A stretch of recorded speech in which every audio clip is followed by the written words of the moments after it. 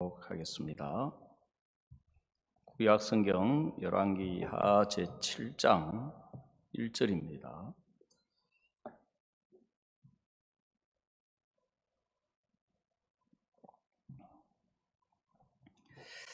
찾으셨으면 열왕기하 제7장 1절을 읽도록 하겠습니다. 엘리사가 가로되 여호와의 말씀을 들을지어다. 여호와께서 가라사대 내일 이맘때에 사마리아 성문에서 고운 가루 한 서아에 한 세겔을 하고 보리 두 서아에 한 세겔을 하리라 하셨느니라. 그때 한 장관 곧 왕이 그 손에 의지하는 자가 하나님의 사람에게 대답하여 가로되 여호와께서 하늘에 창을 내신들 어찌 이런 일이 있으리요. 엘리사가 가로되 내가 내 눈으로 보리라. 그러나 그것을 먹지는 못하리라 하니라. 2절 말씀까지 읽어드렸습니다. 이 세상에 이루어지는 일들도 그냥 어떻게 하다 보니까 일이 이루어지는 것이 아니라 사람들이 어떤 뜻이나 어떤 목적 앞에 마음을 모으고 마음을 같이 하면 굉장한 일을 이루어내고 변화를 가져오는 것을 볼 수가 있습니다. 지금 우리나라는 주변이 온통 이 산에 우거져 가지고 이제 거의 밀림이 되다시피 이렇게 우거진 산을 가지고 있는데, 제가 어릴 때만 해도 우리나라의 그 남방을 나무를 땔감으로 사용을 했기 때문에 산이 전부가 민둥산이었습니다. 가까이는 이제 부지런한 아주머니들이 가서 갈쿨이라는 것으로 가지고 낙엽이며 소나무 이런 걸 전부 이제 다 끌고 가서 그걸로 난방을 하고 불을 떼고 밥을 짓고, 그래서 겨울에 땔감을 준비하기 위해서 지게를 지고 먼 산에까지 가야 거기서 이제 땔감을 구할 수가 있었거든요. 근데 우리가 이제 새마을 운동이 일어나면서 새마을 운동 가운데 하나가 나무 심기 운동을 벌였습니다. 그래 정부에서 이제 강력하게 나무를 못 베게 하고, 그 다음에 이제 묘목을 정부가 이제 그 당시는 나라가 가난하니까 전부 이제 부역이라 그래가지고 돈을 안 주고 동네 사람들을 모아가지고 산에 가서 이렇게 나무를 심었거든요.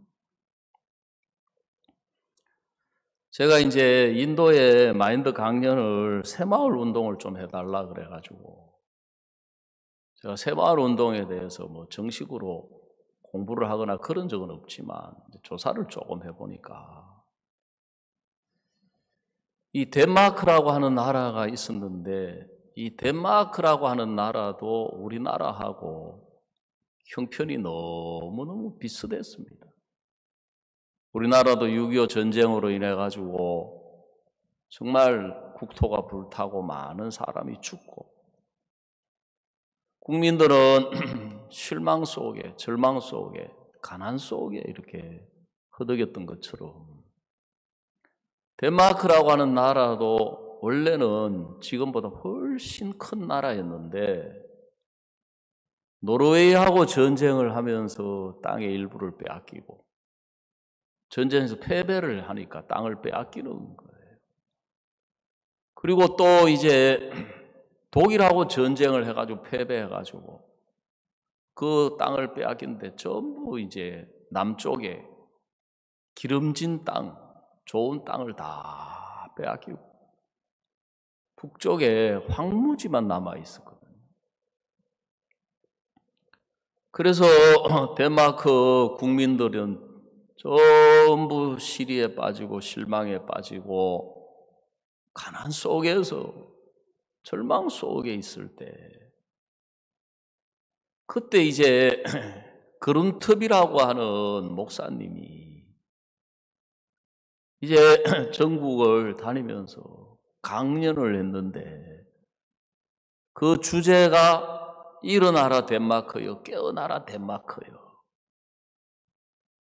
그러면서 이제 절망 속에 있는 사람들의 마음을 일으키는 일을 시작한 거예요. 그때 그분이 자는 그 집회에 엔리코 달가스라고 하는 공병대 대령이 있었습니다. 그리고 달가스라고 하는 이 사람도 이제 공병대 대령, 전쟁을 겪어본 사람이고, 이 사람이 이제 그 그룬토비 목사님의 그 집회에 참석을 해가지고 그 강연을 들으면서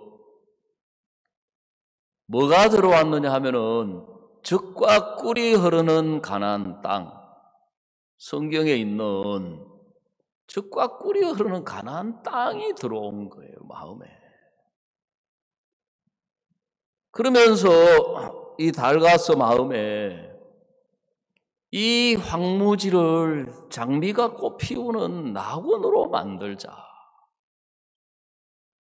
그래서 이제 시작한 일이 나무 심기 운동을 시작했던 거예요. 여러분, 나무를 심는다는 것은 꿈을 가진다는 걸 이야기해요. 멀리 내다보고 하는 일이 나무를 심는 것이거든요. 그러면서 이제 전 덴마크 국민들의 마음이 일어나서 거기에 호응을 해가지고 나무 심기 운동을 벌이기를 시작했는데, 그래서 지금의 이제 덴마크 세계적인 낙농 국가가 되고 세계적으로 잘 사는 나라가 됐거든요. 그리고 우리나라도 이제 그런 롤 모델을 찾다가 덴마크의 것을 이제 받아들여 가지고 새마을 운동 중에 하나가 나무 심기 운동을 벌였던 거예요. 여러분, 세상에 어떤 일이 이루어지는 것도 거기에 마음이 합쳐지고 마음이 같아지면서 어마어마한 일들이 일어나는 것을 볼 수가 있습니다. 근데 신앙이라고 하는 것은 하나님하고 마음을 함께 하는 것이거든요. 우리가 인간이기 때문에 사람은 시간의 제약을 받고 공간의 제약을 받고 사람이 자기가 가진 조건이나 능력이나 할 수 있는 그 일들의 한계 안에서 살아가는 거예요. 그런데 우리 그런 사람이 하나님의 마음을 받아들여서 하나님과 마음을 같이 하게 되었을 때 그 사람으로는 있을 수 없는 일들이 일어나는 것을 이 성경은 우리에게 보여주고 계시고 말씀을 하고 있는 거예요. 그래서 신앙의 문제는 우리가 생각하는 것처럼 아이고 나는 뭐 기도를 잘 못하고 예배 참석을 잘 못하고 봉사를 못하고 나는 뭐 물질이 없어가지고 연보를 못하고. 여러분, 신앙의 문제는 그런 문제가 아니고 근본적으로 우리는 인간이고 하나님은 창조주시기 때문에 그 하나님하고 우리하고 사이에 마음이 합쳐지지 못하는 데서 일어나는 일들이 대부분인 것입니다.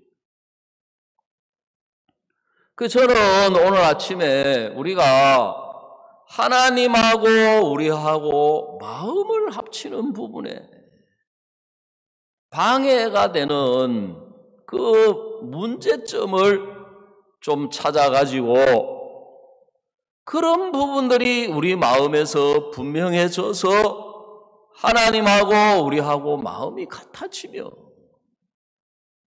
여러분, 이 성경 속에 있는 하나님의 귀한 역사, 하나님의 은혜, 하나님의 능력이 우리 신앙 속에, 우리의 삶 속에 우리의 일들 속에도 똑같이 나타나고 펼쳐지며, 여러분, 신앙만큼 은혜롭고 신앙만큼 복되고 신앙만큼 놀랍고 신앙만큼 영광스러운 게 없는 거예요. 그렇기 때문에 이 성경을 읽어보면 성경은 하나님하고 마음을 합하는 것이거든요. 아모스 성경에도 뭐라고 이야기하셨느냐 하면, 두 사람이 의합치 못하고야 어찌 동행하겠으며 그랬습니다. 여러분, 사람끼리도 동행이 이루어지려면 두 사람이 뜻이 합쳐져야 그 길이 행복한 것처럼, 하물며 신앙을 하면서 하나님하고 마음이 합쳐지지 않고서는 신앙이 될 수가 없다는 것입니다. 하나님하고 우리하고 이제 마음이 합쳐지면, 아이고, 마음 합쳐야지 이제 그런다고 되는 게 아니고, 성경을 읽어보면 성경에 있는 사람들도 처음부터 하나님하고 마음이 잘 합쳐졌던 것이 아니고, 처음에는 하나님이 보는 것과 우리가 보는 게 너무 다르고, 하나님이 생각하시는 것과 우리가 생각하는 게 너무 달라가지고 잘 합쳐지지 않아요. 그런데 어떤 계기를 통해서 하나님하고 사람하고 마음이 합쳐지니까, 쉽게 이야기하자면 기적 같은 삶이, 기적 같은 일이 그들의 생애 속에 나타나고 펼쳐지는 거예요. 여러분, 우리가 믿음의 조상 그러면 아브라함을 생각합니다. 아브라함을 가리켜서 믿음의 조상이라고 이야기를 하는 거예요. 그간에 제가 아브라함의 믿음에 대해서 생각을 쭉 좀 해봤거든요. 여러분, 아브라함도 처음부터 그런 믿음의 사람이 아니었어요. 아브라함이 75세에 하나님의 뜻을 따라서 가나안 땅으로 가려고 하란을 출발해서 가나안 땅에 들어와 가지고 25년 동안 아들이 없이 살았습니다. 왜 25년 동안 아들이 없이 살았느냐 하면, 아들을 낳을 수가 없었던 거예요. 여러분, 사람이 결혼을 해가지고 자식을 낳으려면 남자와 여자가 이제 결혼을 해야 되는데, 여자가 아들을 낳을 수 있는 기간이 제한돼 있어요. 그래서 인구 통계의 조사를 할 때도 가임 여성, 즉 임신이 가능한 그 나이대가 있는 거예요. 계속해서 출산을 할 수 있는 게 아니고. 저도 결혼을 해가지고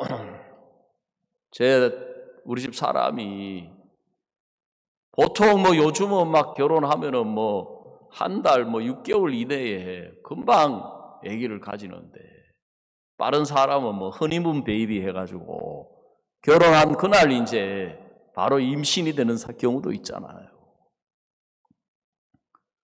그래, 저는 그렇게 첫 딸이 그렇게 늦게 나온 게 아닌데도 한 6개월 넘어가도 우리 집 사람이 아기를 안 가지니까 생각들이 올라오는 거예요. 6개월밖에 안 됐는데, 왜 우리 집 사람이 결혼을 했는데 아기가 안 들어서지. 또 우리 집은 이제 유교적인 집안이기 때문에 아버지 어머니도 지금 자식을 기다리는 거예요. 특히 이제 아버지는 아들을 그렇게 기다리시는 거예요. 근데 아브라함은 결혼을 몇 살 때 했는지 모르지만 75세가 되도록 아이가 없는 거예요. 85세가 돼도 아이가 없는 거예요. 95세가 돼도 아이가 없는 거예요. 그 사이에 이제 사라는 경수가 끊어져서 이제 임신이 불가능하게 된 거죠. 여러분, 그러면 이제 사람들의 마음은 어떻게 되느냐 하면 내가 아들을 낳을 수 있는 조건이 없어졌기 때문에 나는 아들을 낳지 못한다. 그렇게 흘러가는 거예요. 마음과 생각이. 그리고 그 사이에 이제 하나님이 말씀을 하셨어요. 네가 아들을 주겠다. 또 네 자손을 바다의 모래처럼 번성케 하겠다. 또 내 아들을 하늘의 별처럼 번성하게 하겠다. 아브라함이 그 말씀을 들었을 때는 하나님이 아들을 주실 모양이구나 하는데 여전히 이 형편의 현실에 아들이 안 생기니까 이제는 아브라함의 마음과 생각이 하나님이 아들을 안 주시는 모양이다. 여러분, 그렇게 흘러가는 것이 사람의 마음인 거예요. 근데 하나님은 그런 아브라함의 마음을 계속해서 이끌어서 아브라함은 아들을 낳을 수 없는데 하나님은 계속 아니야, 너는 아들을 낳을 수 있어. 너는 아들을 낳는 사람이야. 아브라함은 아들을 못 낳는 사람입니다. 하나님은 아니야, 너는 아들을 낳는 사람이야. 아들을 낳을 뿐만 아니라 그 아들이 아들을 낳아가지고 하늘의 별처럼 바다의 모래처럼 번성케 되는 사람이야. 너는 이제 그 싸움인 거예요. 하나님하고 아브라함하고. 여러분, 저도 제가 오랜 동안 교회를 다니면서 내가 나를 보니까 누가 뭐 가르쳐 줘서 어떤 사람은 남이 장에 가니까 걸음치고 장에 간다 그러는데 저는 누가 교회 나가니까 죄인입니다. 그래서 죄인입니다. 그랬던 게 아니고 제가 다니면서 살아보니까 신앙을 해보니까 죄인인 거예요. 행동으로도 죄를 짓고 또 이제 저는 교회를 다니니까 내가 죄 짓지 않고 착하게 살려고 노력을 하니까 겉으로는 좀 착해 보여도 여러분 마음에는 죄가 계속해서 올라오는 거예요. 그러니까 제가 19살 될 때까지 유치부 시절부터 시작해가지고 고등학교 3학년 때까지 교회 나가면 기도 시간에 항상 빠지지 않는 고백이 주여 죄인입니다. 주여 부족합니다. 주여 연약합니다. 그게 빠진 적이 없었어요. 교회 갈 때마다. 근데 저만 그랬던 것이 아니라 우리 교회 전도사님도 그렇게 기도하시고 장로님도 그렇게 기도하시고 집사님도 그렇게 기도하십니다. 저는 한 번도 내가 거룩하게 된다, 의롭게 된다, 내가 온전하게 된다 그 생각 자체를 해본 적이 없었어요. 그러니까 내가 내 안에서 내가 거룩하게 되려고 애를 쓰고 죄를 짓지 않고 율법을 지켜서 의롭게 되려고 애를 쓰고 또 내가 온전하게 돼보려고 애를 써도 이제 안 되니까 하나님 앞에 주여 죄인입니다. 주여 부족합니다. 주여 연약합니다. 주여 허물이 너무 많습니다. 실수가 많습니다. 저는 그게 잘못됐다고 한 번도 생각해 본 적이 없는 거예요. 근데 우리 선교회를 만나가지고 저에게 상담을 해주시는 목사님은 뭐라고 이야기하시느냐. 예수님이 우리 죄를 다 씻었기 때문에 이제 하나님은 이런 나를 의롭다고 하신다는 거예요. 예수님이 우리 죄를 영원히 씻었기 때문에 이제 하나님은 나를 보고 거룩하다고 하신다는 거예요. 하나님은 나를 보고 온전하다고 하신다는 거예요. 제가 너무 오랜 동안 죄인으로, 부족한 사람으로, 연약한 사람으로, 허물이 많고 실수가 많은 사람의 마음으로 살아왔는데 예수님이 내 죄를 영원히 씻었다, 내 모든 죄를 씻었다, 내 죄를 다 가져가셨다. 그거는 참 좋은데 내가 죄를 짓고 있으면서 의롭다, 의인이다, 거룩하다, 온전하다. 이거는 너무 지나친 것 같은 거예요. 너무 교만한 소리 같은 거예요.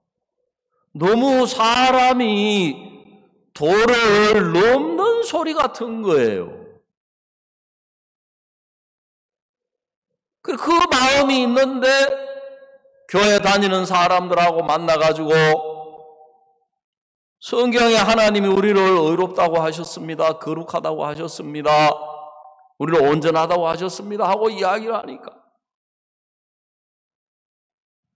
열이면 열, 20명이면 20명이 하나같이 다 하는 이야기가 그거 잘못됐다, 그거 교만한 거다, 그거 이단이다. 그러니까 제 마음에 막 죄사함 받다는 기쁨이 오래 못 가고 막 혼돈이 일어나는 거예요. 왜냐하면 제 생각에는 나는 농촌에서 전도사님 밑에서 신앙을 했기 때문에 제대로 못 배워서 그렇지. 도래지에 진짜 유명한 목사님들, 훌륭한 목사님들, 많이 배운 목사님들 밑에서 신앙한 사람들은 전부 기본적으로 죄를 사함받고 의롭게 되고 거룩하게 되고 거듭나서 신앙을 하고 있겠지 그렇게 생각을 했는데 실제로 부딪혀가지고 전도를 해보고 사람들하고 대화를 해보니까 내가 예전에 신앙해왔던 거하고 똑같은 삶을 살고 있는 거예요. 여러분, 우리가 지금 성경을 읽어보면 하나님께 복을 받은 사람들은 그들이 훌륭하거나 그들이 뛰어나거나 그들이 착하거나 그런 게 절대로 아니에요. 하나님께 복을 받은 사람들은 하나님과 마음을 합쳤던 사람들이에요. 우리 사도행전 성경을 한 군데 찾아보십시다.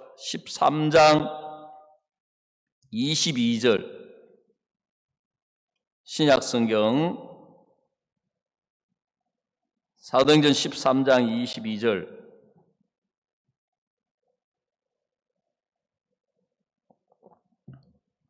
우리 한번 다 같이 읽어보도록 하십시다.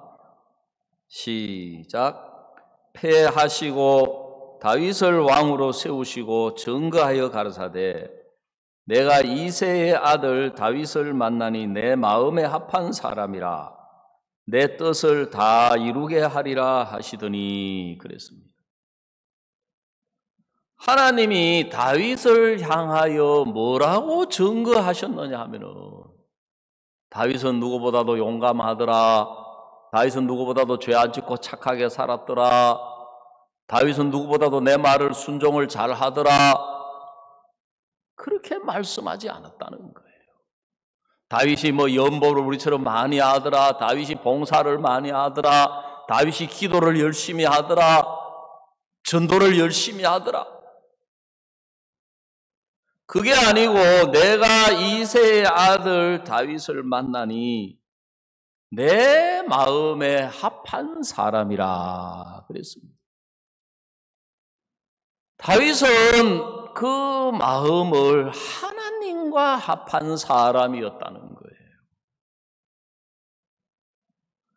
그 마음을 하나님과 합한 사람이었기 때문에 하나님이 뭐라고 하셨느냐 하면은 그 다윗을 통해서 내 뜻을 다 이루게 하리라 그랬습니다.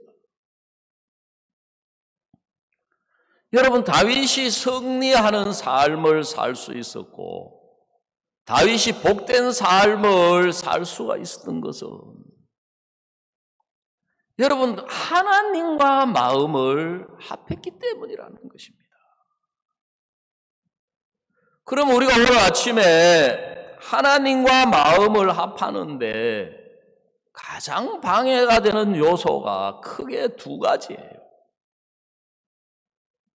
하나는 우리가 자주 들어왔던 내 생각이에요. 내 생각. 이사야 55장에 말씀하시기를 여호와의 말씀에 내 생각은 너희 생각과 다르며 내 길은 너희 길과 달라서 그랬습니다. 오늘 아침에 제가 좀 말씀드리고 싶고 생각을 해보고 싶은 것은 뭐냐 하면 크게 두 가지인데 그럼 한 가지가 뭐냐? 한 가지가 뭐냐 하면은 내가 보는 것이 있어요. 내 눈으로. 내 눈으로 내가 보는 그게 하나님과 마음을 합하지 못하도록 가장 가로막는 요인입니다. 여러분 앞에서 말씀을 드린 아브라함, 여러분 아브라함도 하나님하고 왜 마음이 합쳐지는데 어려웠느냐 하면은 자기가 보는 게 있는 거예요. 자기가 보는 자기 자신이 있고 자기가 보는 아내가 있는 거예요. 자기는 늙었고 아들을 낳기가 어렵고 자기가 보는 아내는 경수가 끊어져서 임신이 불가능한 거예요. 그런데 성경이 결론적으로 이야기하는 것은 뭐냐면 아브라함이 하나님을 합하고 난 뒤에 100세의 아들을 낳았어요. 아들을 낳았을 뿐만 아니라 그 한 명만 낳은 것이 아니라 창세기 25장에 가보면 아브라함이 사라가 본처가 죽고 난 뒤에 후처를 또 얻어가지고 그 후처를 통해서 아들을 자그마치 6명이나 또 낳았어요. 그러니까 이삭 말고도 사라가 죽고 난 뒤에 후처를 얻었으니까 보통 2살 그 차이로 자식을 낳는데 6명을 낳았으니까 12년 세월이잖아요.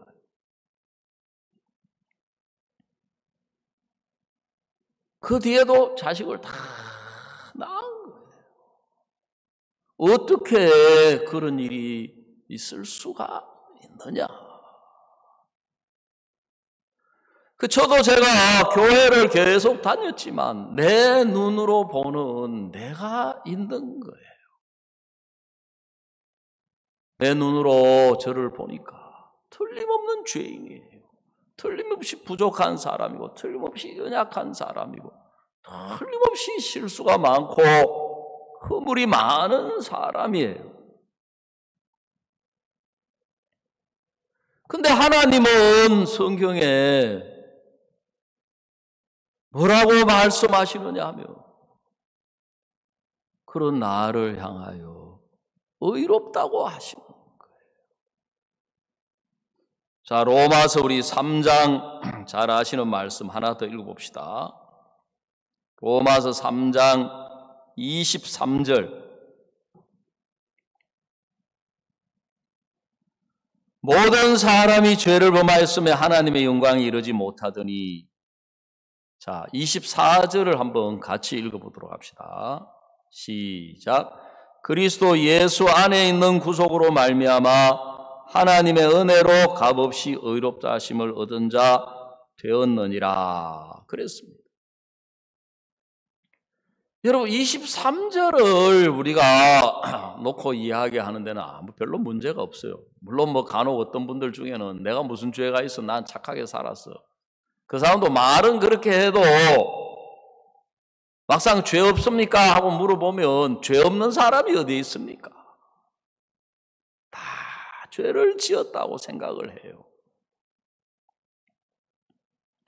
근데 24절은 뭐라고 이야기하시느냐 하면 그리스도 예수 안에 있는 구속으로 말미암아 하나님의 은혜로 값없이 의롭다 하심을 얻은 자 되었느니라 그랬어요. 하나님은 24절에서 뭐라고 이야기하시느냐 하면은 은혜로 값없이 의롭다 하심을 얻은 자가 되었다. 의롭게 되었다. 그 사람들이 이걸 못 받아들이는 거예요. 왜? 내가 죄를 짓고 있으면서 내가 분명히 연약함이 있고 실수가 있고 추한 게 있고 악한 게 있으면서 내가 의롭습니다, 거룩합니다, 온전합니다, 그렇게 이야기하려고 하니까 그게 너무 교만한 소리 같고 그게 말도 안 되는 소리 같고 그게 거짓말처럼 여겨지는 거예요. 근데 문제는 뭐냐 하면은 그렇게 말씀하시는 분이 어떤 사람, 어떤 교단, 아니면 오늘 아침에 제가 이강욱 목사가 그렇게 이야기하는 것이 아니라 성경에 하나님이 그렇게 말씀하신다는 거예요. 성경에 하나님이. 그러면 하나님하고 마음을 합친다는 것은 하나님이 예수 안에 있는 구속으로 말미암아 은혜로 값없이 의롭다 하심을 얻은 자가 되었다. 그러면 마음이 합쳐지면 금방 하나님이 나를 의롭게 하셨다면 의롭게 된 거다. 거룩하게 하셨다면 거룩하게 된 거다. 온전케 하셨다면 온전케 된 거다. 그러면 하나님하고 마음이 합쳐지는 거예요. 그러면 그때부터 하나님이 그 사람 마음에 일을 하셔서 하나님의 뜻을 나타내시고 이루실 수가 있는 것입니다. 그런데 오늘날 주일날 지금 코로나 때문에 예배 드리는데 어려움이 많지만 한국에 많은 기독교인들이 있습니다. 예배를 드립니다. 그런데 대부분 예수님이 십자가에 못 박혀 죽었다, 우리 죄를 위하여 오셔서 죽었다, 우리 죄를 짊어지고 가셨다, 십자가를 다 달아놓고 목걸이도 하고 교회도 달아놓고 하는데도 주여 죄인입니다, 주여 부족합니다, 내가 의인이다, 거룩하다, 온전하다 그 말을 못하는 거예요. 그런데 성경에는 그렇게 돼 있으니까 이제 사람들이 말을 조금 바꾸어가지고 칭의라 그래요. 칭의. 칭의라는 그 말은 무슨 말이냐면은 의롭다고 칭한다. 쉽게 말하면 의롭다고 봐준다. 거룩하다고 봐준다. 온전하다고 봐준다는 거예요. 여러분 그거는 진짜 성경 하나님 편에서 보실 때는, 우리 인간 편에서는 사람들의 말의 논리로 그럴싸하게 들리지만 성경적으로 하나님 편에서 볼 때는 말도 안 되는 이야기예요. 그 사람은 주여 죄인입니다 하는 거 그거보다도 더 변화받기가 어려워요. 왜냐하면 그러면 하나님은 죄가 있는데 의인이라고 봐주는 겁니까? 말도 안 되는 소리예요. 그래서 성경에 하나님은 공의의 재판장이시다. 공의의 재판장은 죄가 있는 사람은 죄인이라고 이야기를 해야 되고 죄가 없는 사람은 죄가 없다고 이야기하는 게 공의예요. 그런데 죄가 있는 사람을 죄가 없다, 죄가 있는 사람을 의인이다, 거룩하다, 의롭다 그러면 그 재판장이 불의한 재판장이 되는 거예요.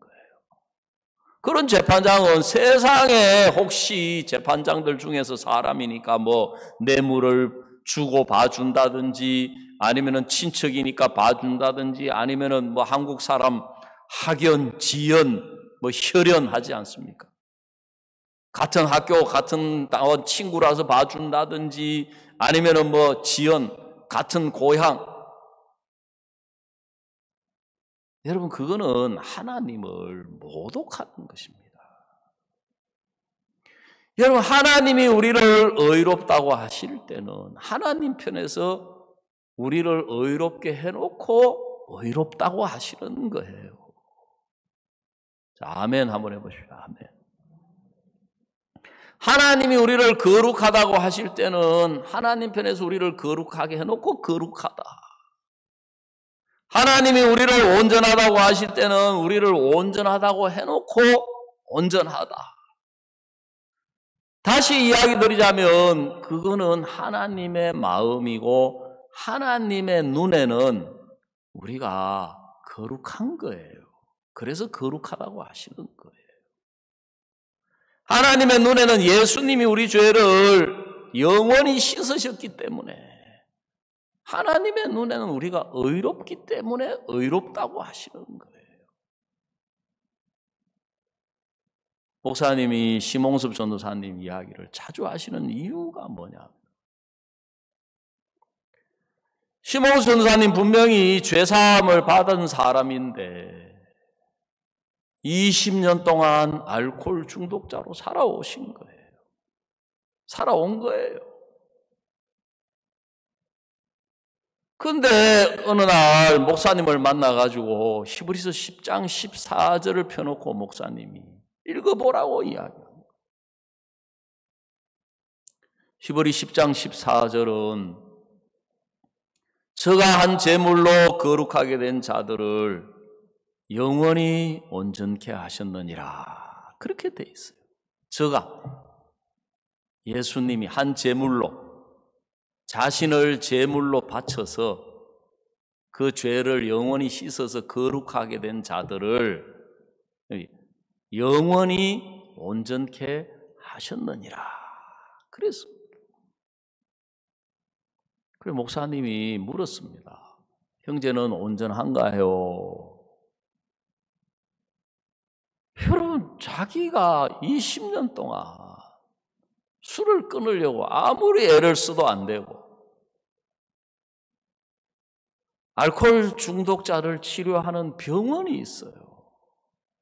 여기 경상도에 여기만 해도 몇 군데 있어요. 알코올 치료 병원에를 여러 수도 없이 드나들었어요. 심지어 나중에 안 돼가지고 정신과 병원에도 가봤어요. 안 끊어지는 거예요. 그날 목사님을 만났을 때도 이미 벌써 소주를 2병을 큰 사발에 부어가지고 다 마시고 술 냄새를 쿵쿵 풍기면서 온 거예요. 그런 사람을 보고 하나님이 형제는 온전합니까? 물으니까 2번, 3번, 4번, 9번을 물어도 어떻게 온전하다고 할 수 있어요? 그런데 성경은 뭐라고 이야기하시느냐 하면 저가 한 제물로 거룩하게 된 자들을 뭐라고요? 영원히 온전케 하셨느니라. 여러분, 심홍섭 전사님 빼놓고 오늘 아침에 여러분 보고도 여러분 거룩합니까? 영원히 온전합니까? 하고 물어보면 마음에서 내가 온전합니다 하려고 하니까 걸리는 게 많아요. 예? 온전한 사람이 부부싸움 합니까? 온전한 사람이 술을 마십니까? 온전한 사람이 실수를 해요? 온전한 사람이 허물이 나타나요? 여러분, 우리 신앙의 문제는 딴 데 있는 게 아니라 내가 보는 내 눈으로 내가 보는 게 있는 거예요. 우리는 마음에 그걸 받아들여 가지고 그걸 믿고 살아가고 있는 거예요. 우리 신앙이 안 되는 이유가 내가 볼 때도 온전하게 보이면 온전합니다. 내가 볼 때도 거룩하게 보여서 거룩합니다. 내가 볼 때도 의롭게 보여서 의롭습니다. 그거는 하나님을 믿는 것이 아닙니다. 그게 자기를 믿는 거라는 거예요. 내가 볼 때는 분명히 죄인이고 허물이 많고 실수가 많고 내가 볼 때는 거룩하지 못하고 온전치 못한데 하나님께서 나를 거룩하다, 의롭다, 온전하다, 하나님이 온전하다고 하시는 걸 보니까 내가 온전한 모양이다. 내가 볼 때는 온전치 않는데 하나님이 거룩하다고 하는 거니까 내가 거룩한 모양이다. 내가 볼 때는 거룩하지 않는데 하나님이 보실 때는 내가 의로운 모양이구나. 하나님이 의롭다고 하시는 걸 보며 하나님이 의롭다고 하시니까 내가 의롭습니다. 하나님이 거룩하다고 하시니까 내가 거룩합니다. 하나님이 온전하다고 하시니까 내가 온전합니다. 그게 하나님을 믿는 거예요. 자, 아멘 한번 해보십시다. 아멘. 몇 년 전에 목사님이 기독교 신문 편집장들하고 간담회를 가졌습니다. 기독교 신문 편집장들은 대부분 교회 장로님들이시거든. 목사님들도 간혹 있어요. 근데 그 중에 한 분이 목사님께 질문을 했어요. 목사님은 의인이시라면서요. 그 목사님이 뭐라 하시냐면 누가 그러냐고. 나는 내가 죄인인데요. 이분이 아이고 박 목사님 거짓말 하시는 거 보라 하면서 내가 목사님 책도 읽어보니까 의롭게 됐다고 계속 이야기하셨고 목사님 교회 성도도 내가 여러 명 만나봤는데 다 자기들은 의인이라 그러고 의롭다 그러고 거룩하다 하는데 목사님이 죄인이라 하니까 말이 됩니까? 거짓말하는 겁니까? 말 돌리시는 겁니까? 목사님 그게 아니고 내 이야기 한번 들어보시라고. 내가 나를 보면 나는 틀림없는 죄인입니다. 오늘 아침에도 내가 너무 속상하고 화난 일이 있어가지고 내가 화가 머리 꼭대기까지 나가지고 감정이 주체가 안 돼가지고 너무너무 화가 나. 이 모임이 있어가지고 내가 그걸 참고 이 모임 없었으면 내가 화가 폭발했을 건데 겨우 참고 나왔다. 뭘로 봐도 내가 나를 볼 때 나는 죄인인데 성경을 읽어보니까 성경 로마서 3장 24절은 그리스도 예수 안에 있는 구속으로 말미암아 하나님의 은혜로 값없이 의롭다 하심을 얻은 자 되었다고 이야기를 합니다. 로마 4장 25절은 예수는 우리 범죄함을 위하여 내어줌이 되고 또한 우리를 의롭다 하심을 위하여 살아나셨다고 합니다. 로마서 8장도 의롭다 하고 하신 이는 하나님이시니 누가 정죄하리요. 성경 구석구석을 보니까 내가 내 허물을 빽빽한 구름의 사라진 같이 내 죄를 안개의 사라진 같이 도말하였으니 너는 내게로 돌아오라. 내가 너를 구속하였음이니라. 성경 구석구석에 하나님은 의롭다, 거룩하다, 온전하다, 우리 죄와 우리 불법을 기억도 안 하신다 그러는데 내가 하나님을 어떻게 이길 수가 있겠습니까? 하도 하나님이 의롭다 그래서 내가 의롭다고 말한 것밖에 없습니다. 하도 하나님이 거룩하다고 해서 내가 거룩하다고 믿은 것밖에 없습니다. 하도 하나님이 온전하다고 해서 내가 온전하다고 믿은 것밖에 없습니다. 여러분, 우리가 하나님의 말씀을 받아들이는데 가장 방해가 되는 게 뭐냐면 내 눈으로 보는 거예요.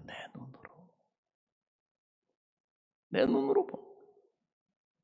오늘 우리가 읽은 열왕기하 7장도 사마리아 성이 지금 군대에 에워싸여가지고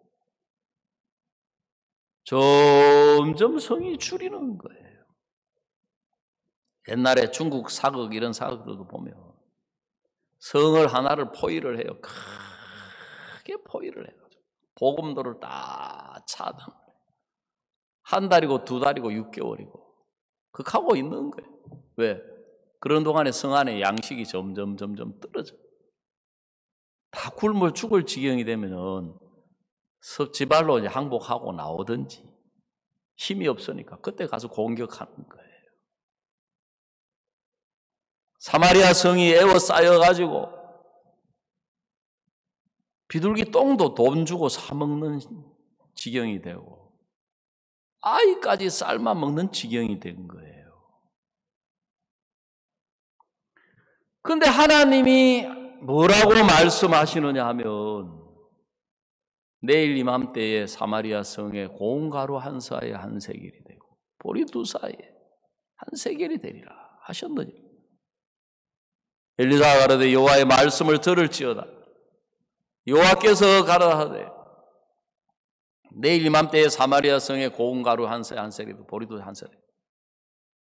2절에 그때의 한 장관 곧 왕이 그 손에 의지하는 자가 하나님의 사람에게 뭐라고 말했습니까? 여호와께서 하늘에 창을 내신들 어찌 이런 일이 있겠느냐. 엘리사가 그러더니 내가 내 눈으로 보리라. 내 눈으로 보리라. 그러나 먹지는 못할 거다. 그래서 여러분, 왜냐하면 여러분 하나님의 말씀인데 이 장관의 자기 눈으로 보니까 말이 안 되는 소리를 하고 있고 말이 안 돼요. 다시 한번 이야기 드리지만 우리가 하나님의 말씀을 받아들이고 하나님과 마음을 합치는데 가장 방해가 되는 게 내 눈으로 보는 거예요. 내 눈으로 볼 때도 막 양식이 나올 때가 있고 내 눈으로 볼 때도 양식이 쌓여져 있고 양식이 막 들어오고 쏟아지고 그러면 그래 하나님 말씀대로 되네. 그거는 다시 이야기 드리지만 하나님을 믿는 게 아니에요. 성경 창세기 3장을 읽어보면 뱀이 아담과 하와에게 선악을 알게 하는 실과를 먹게 했습니다. 그냥 선악을 알게 하는 실과를 먹은 게 아니고 하나님의 말씀을 버리게 하고 선악을 알게 하는 실과를 먹게 한 거예요.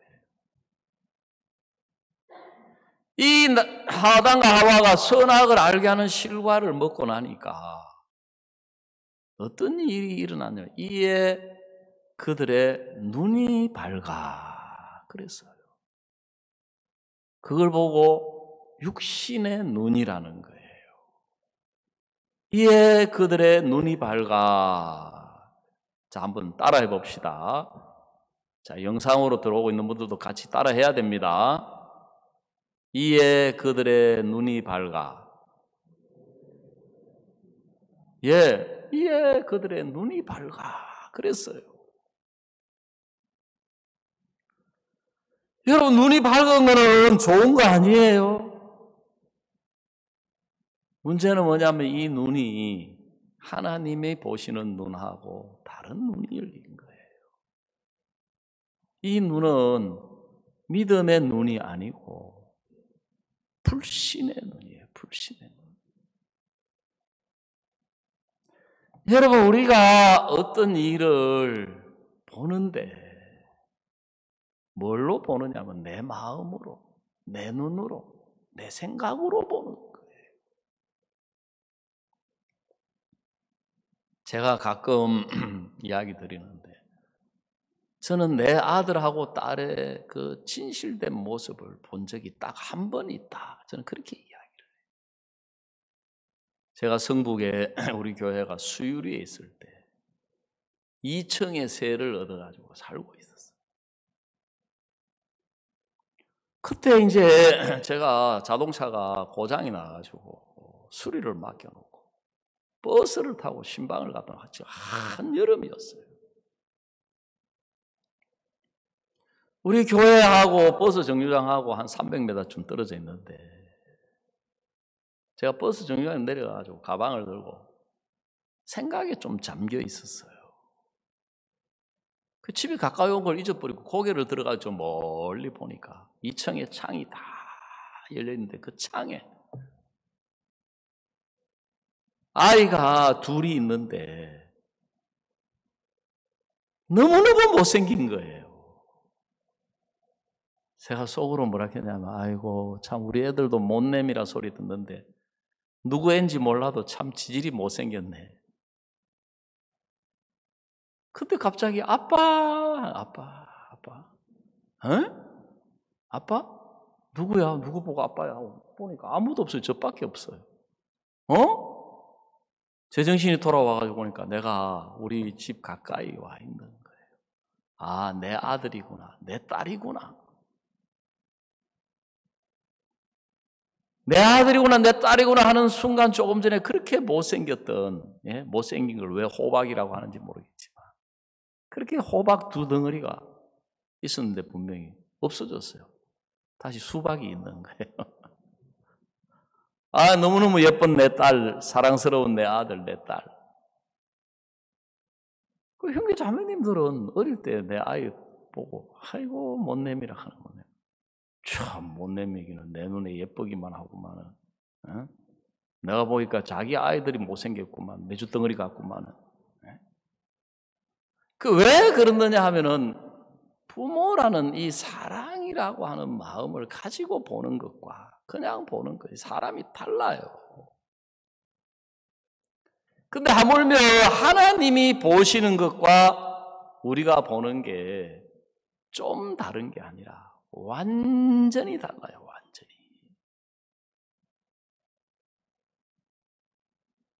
근데 우리는 구원받았다고 하면서 내가 뭘 좀 보는 줄 알아요. 예? 문제는 내가 내 자신으로 보고 있는 그게 불신의 눈이라는 것을 못 깨닫는 거예요. 이 눈으로 볼 수 있는 것은 지극히 형편적이고 인간적인 것밖에 못 봐요. 하나님의 눈하고 달라요. 하나님의 보시는 것하고 달라요.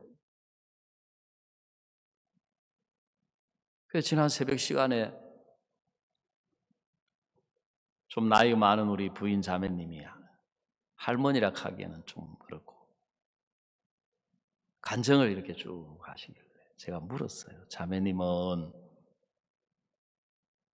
영적인 삶을 살고 있다고 생각합니까? 육신적인 삶을 살고 있다고 생각합니다. 예, 영적인 삶을 살고 있다고 생각합니다. 그 전에 내가 간증을 다 들었거든요. 간증을 시켜가지고 영상이지만.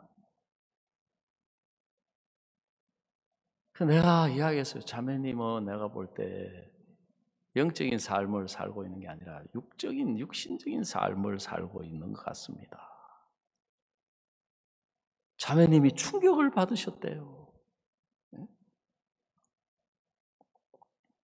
이 자매님은 이제 남편도 없고 나이는 들어가고 하루 벌어서 하루 먹고 살아야 되는 사람인데 그 와중에도 이제 교회마다 와가지고 꽃꽂이 해달라고 하면 꽃꽂이 해주고 봉사활동하고, 그동안 봉사활동 무료로 했는데, 그래 자꾸 교회에서 주는 거 받으라 하니까 이제 뭐 차비 정도로 받고 사는데, 이 목사가 육신적인 삶을 살고 있다 하니까, 분명히 육신적인 삶을 살고 있다는 소리는 안 좋다는 건 알잖아요. 왜 그러지? 왜 그러지? 새벽 4시까지 잠을 못 잤대요. 무슨 목사가 평안을 줘가지고 잠을 잘 자도록 해줘야 되는데, 잘 자는 사람을 왜 못 자게 해요? 그래 내가 자매님에게 왜 그 이야기를 했느냐 하면, 우리는 우리 자신에 대해서 이야기를 할 때 나는 이런 사람이다. 우리 유튜브에 기쁜 소식 창원교회 들어가면 우리 교회 성도들의 구원 간증, 거듭난 간증이 한 50몇 편 실려 있어요. 거기 보면은 대부분 시작이, 저도 마찬가지예요. 그 자매님하고 뭐 제가 별반 달라서 그런 이야기 하는 게 아니고, 나는 가난한 농부의 아들로 태어나서 이렇게 시작이 돼요. 나는 인문계를 가고 싶었는데, 저도 오랜 동안 내가 내 자신에 대해 생각하면서 난 참 가난한 사람이다, 그렇게 생각하고 살았어. 나는 참 가난한 사람이다. 나는 신사임당하고는 거리가 멀고 세종대왕하고는 거리가 먼 사람이다. 왜요? 현실 속에 그렇잖아요. 뭐 목사가 돼가지고, 특히 우리 교회는 목회자가 뭐 자기를 위해서 집을 사두는 것도 아니고 노후를 위해 준비해 두는 것도 아니고, 또 뭐 그렇다고 교회에서 보수를 많이 받는 것도 아니고, 물론 제가 막 그렇게 가난하게 찌들게 궁핍하게 사는 건 아니지만, 내 이 뼛속 깊이 어릴 때부터 잠재되어 있는 내 마음, 나는 가난한 사람이다. 그래. 근데 목사님은 저보고 뭐라 그러시냐 하면은, 내가 개척교회 제일 가난한 시절에 2014년에 저보고 부자라는 거예요. 저보고 돈이 많다는 거예요. 그러니까 내 속에서 할렐루야 아멘이 나오는 게 아니고 군대 장관 같은 마음이 팍 올라오는 거예요. 아이고 진짜 참 말이 안 되는 소리를 하고 계시네. 아무것도 모르는 사람이 들을 때는 저 사람 부자인가 보네. 선교에 어린애라도 자꾸 한번 물어보면은 말이 안 되는 소리다 할 거다. 그게 딱 속에서 올라오는 거예요. 왜요? 내가 내 눈으로 보고 살아온, 나는 그런 사람이라고 믿고 있는 거예요. 근데 목사님은 성경에 가난한 자 같으나 많은 사람을 부유하게 하고 그래 돼 있거든. 하나님은 나를 부유한 사람이라고 이야기하시는구나. 제가 그때 부자인 걸 알았어요. 내가 그때 부자가 된 거예요.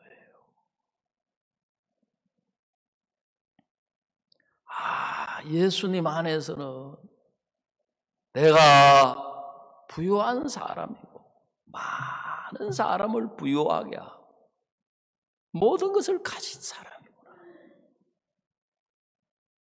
제가 시험에 들어가지고 모든 것이 실패하고 다 망하고 제일 밑바닥이 됐을 때 하나님을 원망했어요. 하나님으로부터 은혜 입은 것도 많고 복 받은 것도 많고 교회로부터 은혜 입은 것도 많고 정말 복 받은 것도 많은데 그걸 다 잃어버리고 망하고 인생 밑바닥이 되니까 속에서 원망이 나온 하나님. 진짜 하나님 사람 같으면 멱살 한번 잡고 흔들어 보고 싶은 거예요. 근데 그래도 사역자라고 말씀이 생각이 나는 거예요. 꼭 하나님이 저보고 뭐라 하시냐면 나는 너에게 가장 좋은 걸 줬다. 난 너에게 가장 귀한 걸 줬다. 그러니까 더 열받치는 거예요. 더 화가 나. 무슨 좋은 게 있습니까? 무슨 귀한 게 있습니까? 무슨 복된 게 있고 무슨 아름다운 게 있습니까? 하나님은 나는 너에게 예수를 줬다. 예수 그리스도를 줬다. 로마서 8장 자기 아들을 아끼지 아니하시고 우리 모든 사람을 위하여 내어주신 이가 그랬어요. 어찌 그 아들과 함께 모든 것을 은사로 값없이 선물로 주지 아니하시겠느냐. 나에게 예수님이 계시는구나. 예수님이 있구나. 그래 하나님은 쉽게 이야기 드리자면 예수님 안에 있는 우리를 이야기하시는데 예수님 안에 있는 우리를 보고 이야기를 하시는데 우리는 이 육신으로 내 눈으로 내 자신 안에서 내가 보는 나를 이야기하시는 거예요. 이게 천지차이에요. 천지차이. 그리고 근간에 아브라함의 믿음에 대해서 생각을 해보면서 아브라함도 자기가 보는 아브라함은 늙었고 사라 경수가 끊어졌고 아들 낳을 수 없는 아브라함인데 하나님은 하늘의 별처럼 바다의 모래처럼 번성한 사람이라고 이야기를 하시는 거예요. 이름도 바꾸어 주셨잖아요. 아브라함이다. 아브라함이라고 하지 말고 아브라함이라고 해라. 아브라함이라고 하는 이름은 많은 무리의 아비라는 뜻인데 현실 속에서는 많은 무리는커녕 아들이 한 명도 없는 거예요. 근데 아브라함도 하나님이 하늘의 별처럼 바다의 모래처럼 번성하게 하셨다며 나는 많은 무리의 아비가 맞다. 하나님의 말씀을 이기지를 못해서 거부할 수가 없어서 그걸 보고 복종이라 복종, 순종. 내가 보는 것을 붙들고 있는 걸 고집이라고 그래요. 고집. 내가 본 것을 계속 믿고 있는 그걸 고집이라는 거예요. 고집. 내가 내 눈으로 내 자식도 보고 내가 내 눈으로 남편도 보고 내가 내 눈으로 다른 지체도 보고 내가 내 눈으로 교회 사역자도 보고 여러분 내가 내 자신으로 보는 그게 바로 불신이라는 걸 알아야 됩니다. 그게 마귀가 보여주는 거예요. 그러니까 뭐 이런 거는 좋지만 이런 거는 나쁘고 이런 거는 그 합당하지만 이런 걸 합당치 못하고 내가 볼 때 저 목사님은 또 그래도 위 앞선 종들의 마음을 받는 것 같아. 예? 그 사람 신앙 못해요. 왜? 자기가 볼 때 그 사람이 위에 종들의 마음을 못 받는 것처럼 보일 때는 못 따라가요. 못 합해요. 저 사람은 박 목사님 마음을 받는 것 같아. 저 사람은 박 목사님 마음을 안 받는 것 같아. 누가 볼 때? 내가 볼 때. 마귀는 한 수 듣다가 봐봐 내가 본 대로 됐잖아. 예? 그 사람은 절대로 믿음의 눈을 가질 수가 없어요. 내가 보는 지체하고 하나님이 보는 지체가 달라요. 내가 보는 내 아들하고 하나님이 이야기하는 내 아들이 달라요. 내가 보는 내 남편하고 하나님이 보시는 내 남편이 달라요. 내가 보는 이 교회하고 하나님의 마음에 있는 교회하고 절대로 같지 않습니다. 그런데 사람들은 인간적인 눈으로 교회를 보는 거예요. 아이고 뭐 거기 가니까 뭐 사람 같은 사람 아무도 없더라. 우리 집 사람이 오래전에 처녀 시절에 자기 친구를 전도해가지고 예배를 한번 참석을 시켰어요. 그 친구는 뭐 자기 나름대로 잘났어요. 피아노 반주도 교회에서 하고. 그때 우리 교회에 뭐 다 해봤자 한 50명이나 됐는가 모르겠어요. 예배 드리고 난 뒤에 그 친구분의 평가가, 야, 너 그 교회 가보니까 뭐 사람 같은 사람 별로 없더라. 더 사람이지 그러면 뭐. 예? 그러니까 그러면서 하는 이야기가, 그래도 그 중에 한 명 그 청년 그 누구 좀 괜찮게 보이더라 하는데, 그 괜찮게 보이더라 하는 그 청년 한 명이 소위 말하는 우리 교회 육신 1호였어요. 육신 1호. 역시 육신은 육신을 알아보는구나. 예? 여러분, 마음의 우상이라는 것도요, 내가 보기에 좋아서 받아들인 건 다 우상이에요. 우상. 하나님이 보여주셔서, 하나님이 이야기하셔서, 성경이 이야기해서, 말씀이 이야기해서 받아들이는 게, 그게 믿음이에요. 그게 믿음이에요. 그래, 저도 자주 사탄한테 쏘가지고 어떤 사람을 볼 때 내 눈으로 보는 게 있어요. 저도 이 나이 되도록 그냥 살아온 게 아니잖아요. 예? 누구 말대로 산전수전, 예? 공중전까지.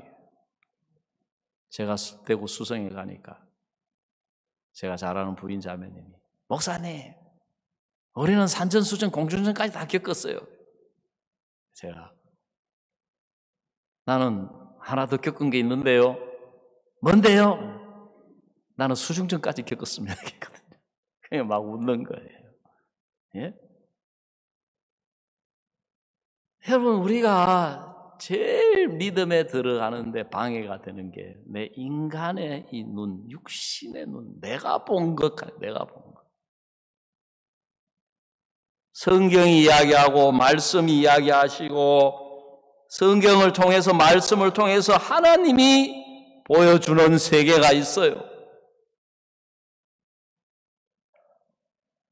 근데 사람들은 자기 눈으로 보는 게 그게 얼마나 불신이고 얼마나 잘못됐는지를 못 깨닫는 거예요. 그게 옳은 줄 알아요. 그걸 계속 이야기하는 거예요. 계속 이야기해요. 자기가 옳다는 확신을 가지면 가질수록 정신 건강상으로도 그 사람은 굉장히 위험한 사람입니다. 그렇기 때문에 오늘 읽은 이 성경에 이 군대 장관, 그 형편, 그 성의 사정을 가장 잘 알고 있어요. 정확하게 알고 있어요. 자기가 보고 알고 있는 모든 지식이 하나님의 말씀을 다 대적하고 거부하도록 만든 거예요. 왜요? 하늘의 여호와께서 창을 내신들 어찌 이런 일이 있을 수 있겠느냐. 여러분, 우리 코로나 시대, 우리는 어려움이에요. 우리 눈으로 보는 거나. 그런데 하나님의 종은 어려움이 아니라는 거예요. 1년 6개월 지났는데 전 세계 700여 개 방송국에서 목사님 설교가 나가고, 이제 그 방송을 보고 TVN, 이스라엘에서 어떤 도시의 시장님이 목사님을 초청했어요. 이제 유대인들에게 복음의 문이 열리지 않는가, 그렇게 생각하고. 그래서 제가 오늘 아침에도 일어나가지고 기도하면서, 야, 우리가 이 집회 때만 사람들을 초청해야 될 게 아니라 이 온라인 시대인데. 그동안 우리가 1년 6개월 가까이 코로나 시대에 초청했던 사람들, 교회까지는 안 오셔도 좋으니까 집회처럼 10명씩 초청하고 예배 참석해서 말씀 듣고 복음 듣고, 그러면 몇백 명 예배 참석하는 거 하나도 어려운 일이 아니에요. 하나님이 지금 이 시대를 복음으로 덮어가고 계시는데, 우리가 볼 때 우리 눈으로 아이고 뭐 초청할 사람도 없고 뭐도 안 되고 뭐도 안 되고 뭐도 안 되고 뭐도. 그 인성 캠프 다 돼요. 왜 다른 교회도 우리보다 나아서 그런 게 똑같은 조건인데 어려움이 있지만 한 걸음 한 걸음 한 걸음 발을 디뎌 나가니까 하나님이 길을 여시고 문을 여시고 하나님이 도우시고, 그래서 우리가 이 코로나 시대를, 코로나 끝나기를 기다려야 되는 게 아니라 복음의 마음을 쏟고 사람들에게 전달하고 초청하고 하면 하나님의 역사로 많은 사람이 구원을 받을 모든 계획이 하나님 안에 다 이루어져 있다. 오늘 여기까지 말씀을 드리도록 하겠습니다.